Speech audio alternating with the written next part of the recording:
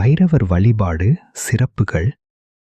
அதிகமாக கடன் வாங்கி பல இன்னல்களுக்கு ஆளானவர்களும், ஏழரை சனி, அஷ்டம சனி, அர்த்தாஷ்டம சனி, கண்டக சனி என்று சனியின் வகை வகையான தோஷங்களில் பிடிபட்டு கொண்டு பல்வேறு துன்பங்களை அனுபவித்துக் கொண்டிருக்கும் சனி தோஷக்காரர்களும் அவருடைய குருவாக விளங்கும் பைரவரை வணங்கினால் நிச்சயமாக உங்களுடைய துன்பங்கள் குறையும்.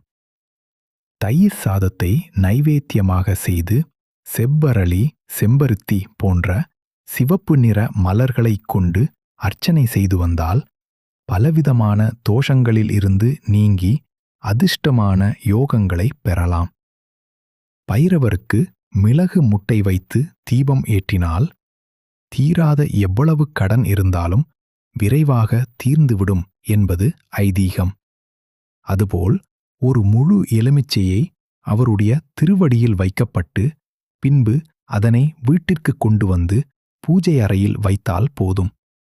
வீட்டில் இருக்கும் துஷ்ட சக்திகள் வெளியேறி நல்ல சக்திகளின் ஆதிக்கம் அதிகரிக்க துவங்கும். இதனால் வீட்டில் எந்தவிதமான சண்டை சச்சரவுகளும் எளிதாக நீங்கி ஒற்றுமை ஓங்கும்.